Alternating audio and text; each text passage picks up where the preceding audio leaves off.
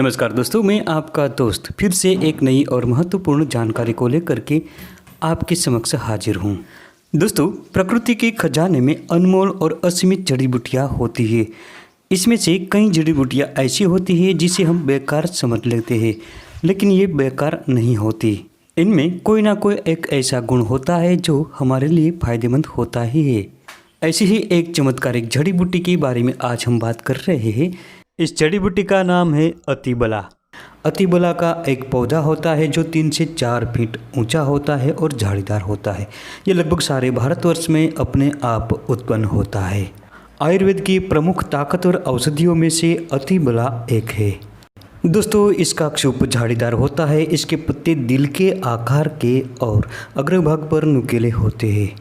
इस पर पीले रंग के सुंदर पुष्प लगते हैं। पुष्प के बाद गोल आकार वाली एक फली लगती है जो ऊपर से कंधी की तरह दिखाई देती है, इसलिए इसका एक नाम कंधी है।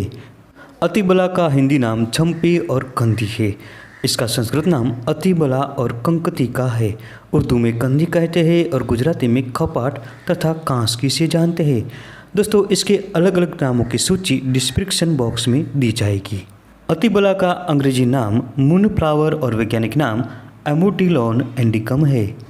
अगर आपको इस प्रकार की जानकारी अच्छी लगती है तो अभी लाइक करें, चैनल को सब्सक्राइब करें, क्योंकि इस प्रकार की जानकारी अक्सर हमारे चैनल पर आती रहती है। और वीडियो को ज़्यादा से ज़्यादा शेयर करें। अतिबला बला की एक प्रजाति है। बला की कई जातियाँ पाई जाती है। इसमें भूमिबला, अतिबला, महाबला और नागबला मुख्य है। चारों बलाएं गुणों में लगभग समान होती है और ये बल बढ़ाने वाली औषधि है। आयुर्वेद के मत अनुसार अतिबला स्वाद में मधुर, कड़वी, थोड़ी तिक्त और खट्टी होती है। ये शीतल प्रकृति की और पचने में हल्की तथा स्निग्ध होती है। ये औषधि वात पित्त को मिटाती है तथा बल बढ़ाती है, आयुष्य की वृद्धि करती है और पूरे शरीर का तेज बढ़ाती है। दोस्तों, अतिबला प्रमेह, कृमि, दाह, अत्यधिक तृष्णा, जहर, सर्दी और ज्वर का नाश करती है। इसकी जड़ का सेवन करने से पेशाब खुलकर आता है और लंबे समय तक सेवन करने से पथरी टूटकर निकल जाती है और शरीर में बल बढ़ता है। तो दोस्तों, आइए जानते हैं कि अतिबला का प्रयोग चिकित्सा में किस प्रकार से किया जाता है। खांसी की समस्या होने पर अतिबला के पुष्प का चूर्ण 1 से 2 ग्राम की मात्रा में घी के साथ मिलाकर कुछ दिनों तक चाटते रहने से खांसी मिटती है। इसके अतिरिक्त अड़ूसा के पत्तों के साथ इसके बीजों को मिलाकर क्वाथ बनाएं और इसका लगातार 3 से 4 दिनों तक सेवन करने से भी खांसी जल्दी ही छूट जाती है। जिन लोगों को दस्ते की समस्या है, इन लोगों को अतिबला के पत्तों का साग बनाकर घी के साथ सेवन करना चाहिए। इससे दस्त शीघ्र ही मिट जाता है। ये जड़ी बूटी अर्श और बवासीर में भी अत्यधिक फायदेमंद होती है। इसके पत्तियों का काढ़ा बनाकर रोजाना 10 से 20 मिली की मात्रा में सेवन करने से बवासीर में अत्यधिक फायदा होता है। ये जड़ी बूटी दांतों के लिए भी बहुत फायदेमंद होती है। दांतों की दर्द की समस्या होने पर इसके पत्तों का क्वाथ बनाकर गरारा करें। इस प्रयोग को कुछ दिनों तक लगातार करते रहने से मसूड़ों की सूजन उतर जाती है और दांतों का दर्द मिटता है और दांत मजबूत बनते हैं।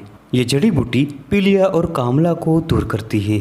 इसके लिए इसके मूल का चूर्ण 1 से 2 ग्राम की मात्रा में शहद के साथ मिलाकर कुछ दिनों तक लगातार सेवन करने से पीलिया खत्म होता है। अतिबला किसी भी प्रकार की पथरी में बहुत फायदेमंद होती है। इसके पत्तों तथा मूल का क्वाथ बनाकर 20 से 30 मिली की मात्रा में रोजाना सेवन करने से पथरी मूत्रमार्ग से टूटकर बाहर निकल जाती है। दोस्तों, ये अतिबला मधुमेह यानी डायबिटीज़ में भी फायदेमंद होती है। इसके पत्तों का चूर्ण बनाकर 1 से 2 ग्राम की मात्रा में पानी के साथ रोजाना सेवन करने से डायबिटीज़ कंट्रोल में हो जाता है। इसके अलावा इसके बीजों का क्वाथ बनाकर भी इसका सेवन कर सकते हैं। दोस्तों, प्राचीन आयुर्वेदाचार्यों ने इस जड़ी बूटी का नाम अतिबला रखा है। ये जड़ी बूटी शरीर में ताकत भर देती है। ये सभी प्रकार की कमजोरियों को मिटा देती है।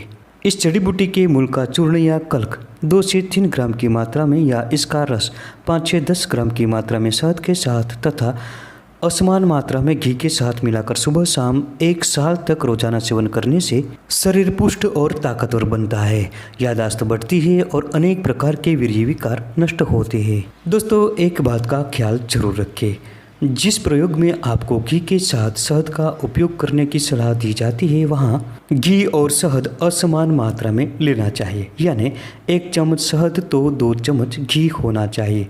और ध्यान रखें, शहद कभी गर्म करके न ले। गर्म किया हुआ शहद जहर के समान काम करता है, इसलिए कदापि इसका प्रयोग न करें।